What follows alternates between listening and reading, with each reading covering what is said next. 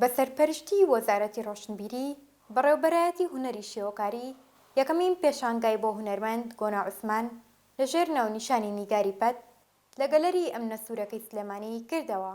پێشانگاکە ماوەی 2 ڕۆژی خایاند، تێیدا چەندین تابلۆ نمایشکران. ئەمانش لێکردنەوەی پێشانگاکە زیاتر بڵاوکردنەوەی هونەرەکە و نیشاندانیەتی بە خەڵک.